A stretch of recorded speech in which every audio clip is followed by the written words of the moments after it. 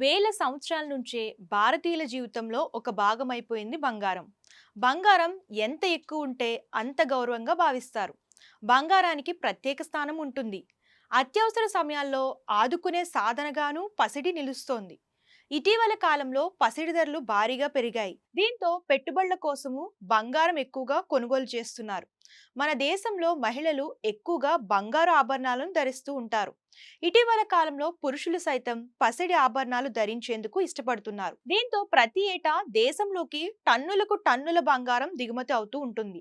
అయితే అంతర్జాతీయ అనిశ్చిత పరిస్థితులు, అమెరికా సుంకాల భయాల వంటి కారణాలతో బంగారం రేట్లు భారీగా పెరుగుతున్న సంగతి తెలిసిందే. దీంతో చాలా మంది కొనేందుకు వెనుకడుగు వేయాల్సి వస్తుంది. అయితే గత 2 రోజులుగా మాత్రమే దేశీయ మార్కెట్లో బంగారం ధరలు స్థిరంగా ఉన్నాయి. హైదరాబాద్ లో పసిడి ధరలు వరుసగా 2 రోజులు స్థిరంగానే ఉన్నాయి. ఇవాళ 22 క్యారెట్ల ఆభరణాల బంగారం రేటు ఏ మార్పు లేకుండా 10 గ్రాములకు 89,200 వద్ద ట్రేడ్ అవుతుంది.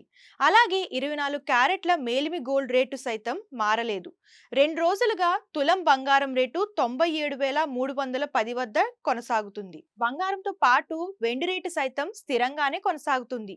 గత 3 రోజులుగా వెండి రేట్లో మార్పు లేదు. ఇవాళ హైదరాబాద్ మార్కెట్లో కిలో వెండి ధర ఏ మార్పు లేకుండా 1,10,900 వద్ద కొనసాగుతుంది.